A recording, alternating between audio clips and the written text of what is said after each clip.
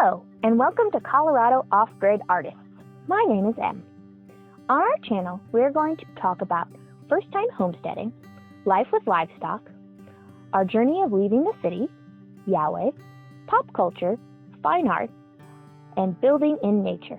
We hope you enjoy coming along on our journey. Jay will be sharing some of his professional art projects.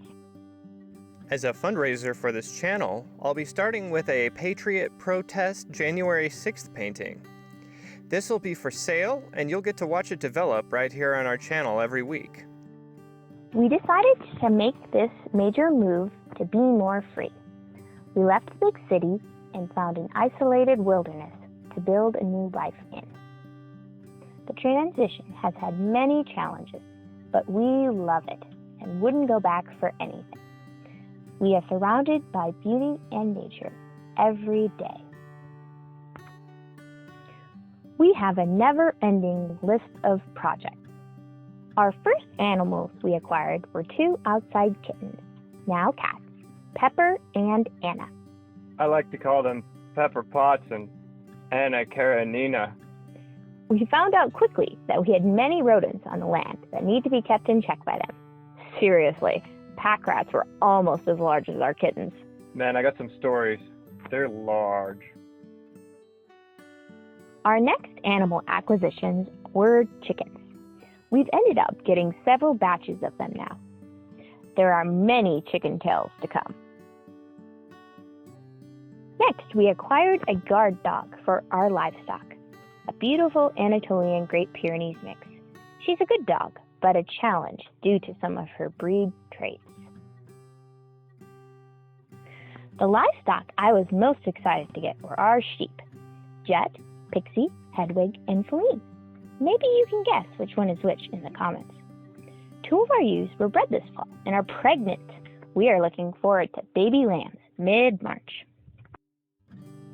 We utilize a lot of found wood and wood scrap for our projects. In our upcoming videos, you will see some of these completed projects that we have been able to build. We never have a dull moment on our homestead. Our animals are constantly amusing us with their antics. We look forward to sharing some of these antics with you in our upcoming videos.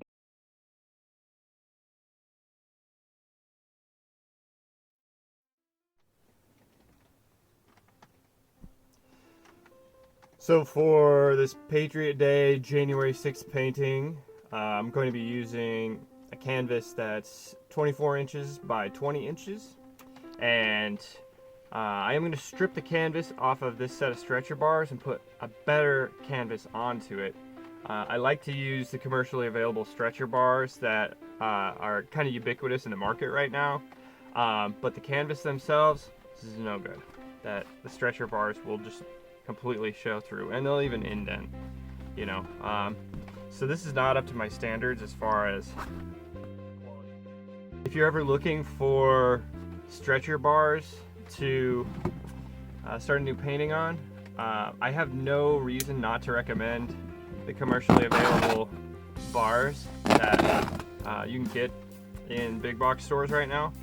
I think that the canvas that they put on it is just performative only. When I get to the back side here, I want to be careful. I don't want to put too much pressure on these bars. So I'll just hold them carefully and make sure that I'm pulling. The primary reason why I've chosen this subject for my first painting is simply over the furor that's been unleashed in the mainstream media. The fabricated controversy over this assembly of peaceful protesters in Washington, D.C. 2 years ago has led to some of the largest media circuses in my lifetime. Owing to the construction of these, I like to make sure that they are square.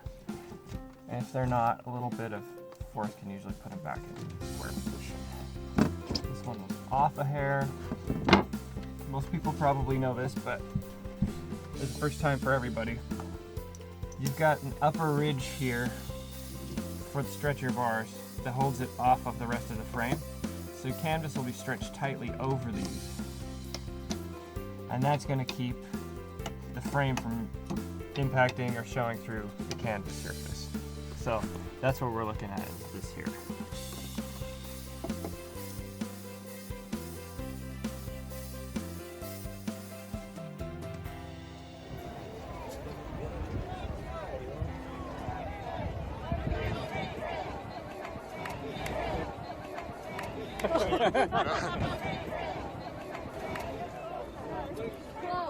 It's the people's area. Wow.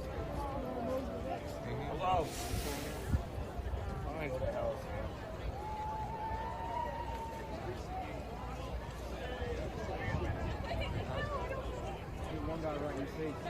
Let's do it.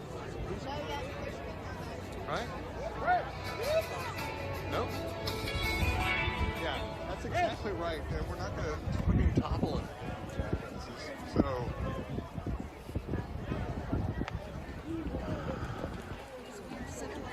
Yeah, you know what? That's exactly right. We crushed.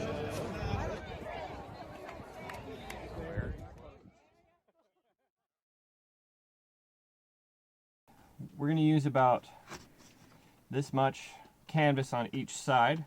So I've left myself enough that I can cut down and clean up my edges here. I'm excited to work on this painting. It has been on my mind for quite a while, and I really want to be able to put out a solid first product for this channel to help support our efforts at homesteading and this channel. My painting will catch the energy and spirit of the people who went to Washington, D.C. in order to save this country in the only manner they knew how, to protest for the 10 days to go over the alternate delegates. All right, so we can see that this is already starting to work because you can see the tension here. I'm not sure if the camera and the light's going to pick that up, but we've got tension from these 3 points that's showing up in the canvas itself. So that means that we're off to a good start. We've all seen the hypocrisy and the outrage that the leftists have thrown at the protests on January 6th. After 8 months of violent protests all across the country, burning down buildings, murdering anyone with an American flag, stopping traffic, attacking drivers, bludgeoning people with bats and rocks, stabbing people, shooting people, setting up traps to entrap people to be shot, intentional partisanship which led to violence, gang warfare, a true communist revolution. And there was a setup in Washington, D.C. which led to the imprisonment in the D.C. gulags of hundreds of peaceful protesters. The fake reaction of the mainstream media is going to cast forever a dark shadow on the history of America. I cannot say which of those events in Washington, D.C. that day were staged, or set up, or intentionally planned, but I suspect most of us believe that there were some of those things that happened. And further, I would suggest to the viewer that the media reaction was entirely planned months in advance. In fact, at this time, I believe that more and more people on the left are even starting to see through the facade and see it for the Reichstag fire type of event that it truly was. We all have to do what we can to push back against the leftist narrative and to stand up for our country. How do we fight back against the leftist Marxist narrative? Well, for me, it's through art. This will be the first time that I have publicly unveiled a project of this size, one step at a time, through the video format, and I'm very happy to share it with you. Marxists took over the fine art world before they started to cannibalize other industries, specifically because of the power that fine art has over the hearts and minds of men. It's far past time for us conservatives to take it back, and I'm making that my mission to educate conservatives on how to do this on a large scale. This will be one of the topics which I return to over and over again thematically on this channel, and I hope that it's a topic that interests you. I'll put a couple of cross staples in to keep some of the tension tighter for the long-term period. It'll help if anything stretches or tries to pull out over the course of years.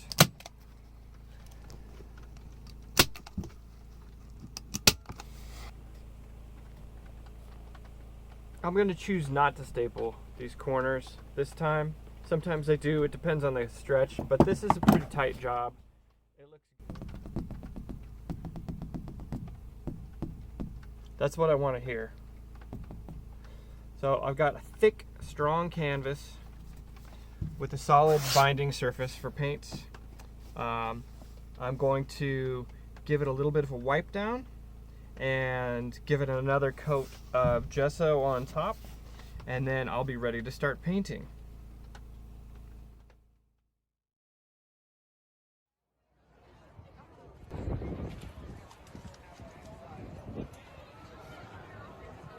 Oh, that's right. Inside is the electrical column. Turn to the right is your best route. Turn to the right is your best route. Well, Uncle Sam. Welcome to the right side of history, Patriots. This is the new revolution.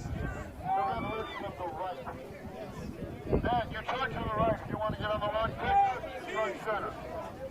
Let's show them after what we're here for. Hey, how are the news going to lie about this? How are they going to do it? By ignoring it. Uncle Sam told us to do this. It's the people's area.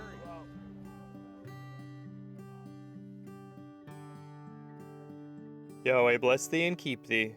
Yahweh make his face to shine upon thee, and be gracious unto thee. Yahweh lift up his countenance upon thee, and give thee peace.